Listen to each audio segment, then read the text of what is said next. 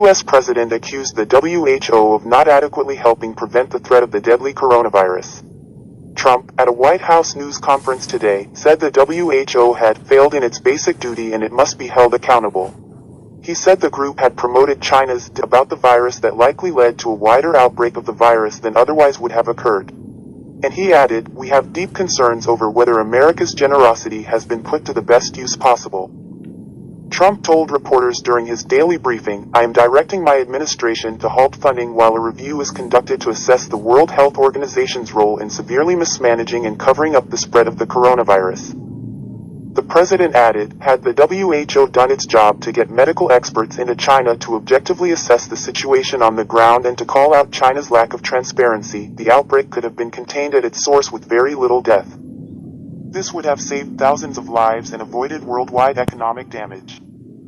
Instead, the WHO willingly took China's assurances to face value and defended the actions of the Chinese government.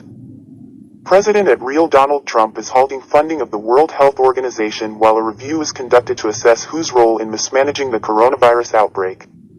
The White House at White House, April 14, 2020. The U.S. is the biggest overall donor to the Geneva-based WHO, contributing more than $400 million, roughly 15% of its budget. Trump has been increasingly critical of the organization as the global health crisis has continued, and he has reacted angrily to criticism of his administration's response. He has accused the WHO of being too lenient with China in the earliest days of the pandemic, causing unnecessary deaths by failing to impose a travel ban on China.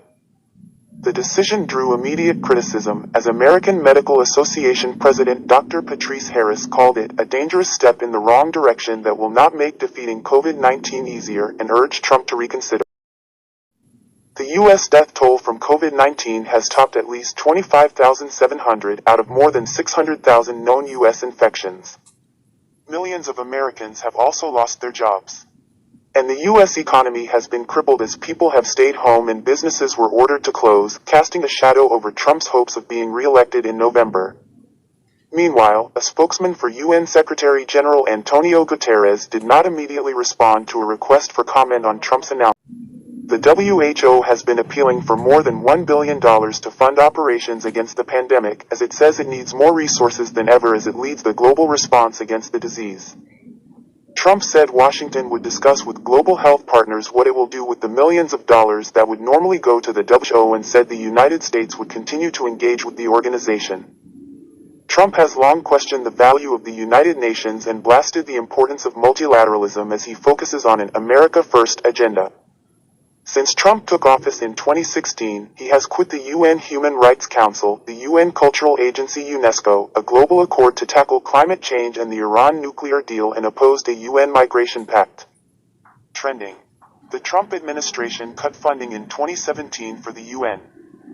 He also held back from the Population Fund, UNFPA, the UN agency that helps Palestinian refugees, UNRWA, in 2018, and put on hold its contribution to the UN's aviation agency last year. Under the WHO's 2018-19 biennium budget, the United States was required to pay $237 million, known as an assessed contribution, which is appropriated by Congress, and also made some $656 million in voluntary contributions that were tied to specific programs. According to the WHO website, China's contribution for 2018-2019 was almost $76 million in assessed contributions and some $10 million in voluntary funding.